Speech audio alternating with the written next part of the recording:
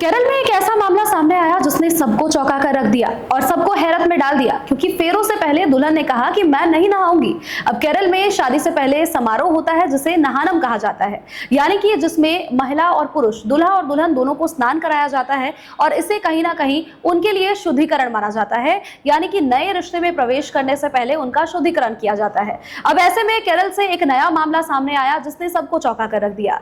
केरल के तिरुवनंतपुरम में एक अजीब सी घटना सामने आई, जहां दुल्हन जब फेरे ले रही थी उससे पहले उसे कहा गया इस समारोह में शामिल होने को, तो दुल्हन ने साफ इनकार कर दिया। आपको बताया कि दूल्हे से उसकी पहचान मैट्रिमोनियल साइट के थ्रू हुई थी।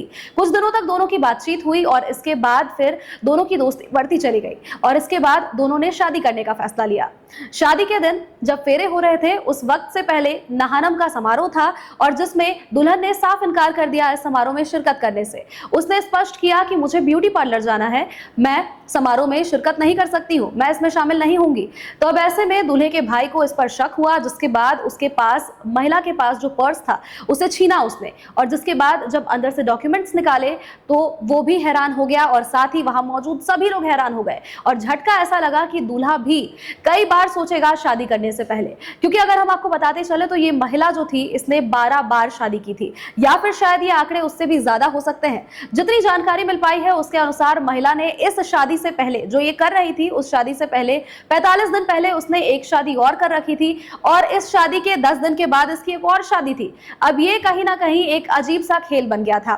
महिला के डॉक्यूमेंट से पता चला कि इसने कितनी शादियां की है और साथ ही साथ मैट्रिमोनियल साइट्स पर लोगों को बहला फुसला करके, नई नई कहानियां सुना करके ये शादी किया करती थी और जिसके बाद शादी के थोड़े दिनों के बाद वो गहने, पैसे सब कुछ लेकर के वहां से फरार हो जाया करती थी, यानी कि एक लुटेरी दुल्हन की तरह ये काम किया करती थी। अब इस बीच एक और खबर सामने आई कि महिला के 2 साल की एक बच्ची भी है। अब ऐसे में तरह तरह की बातें यहां पर होने लगी। जब और भी छानबीन की गई तो इसमें यह बात जरूर स्पष्ट हो पाई कि महिला एक धंधे की तरह इसे लिया करती थी और इसी तरह से ये आगे बढ़ाया करती थी इस काम को और पैसे अर्जित किया करती थी। साथ ही महिला यही नहीं रुकी, महिला ने इन सभी चीजों को छिपाया और इसके अलावा महिला ने आगे की प्लानिंग्स भी कर रखी थी कि उसका अगला दूल्हा कौन होगा।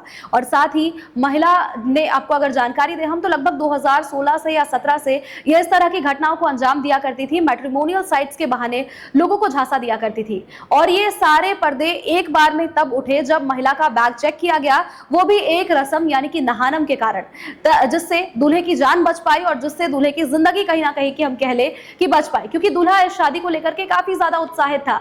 लेकिन आखिरकार इस मामले से जब पर्दा उठा तो लोग भी हैरान हो गए।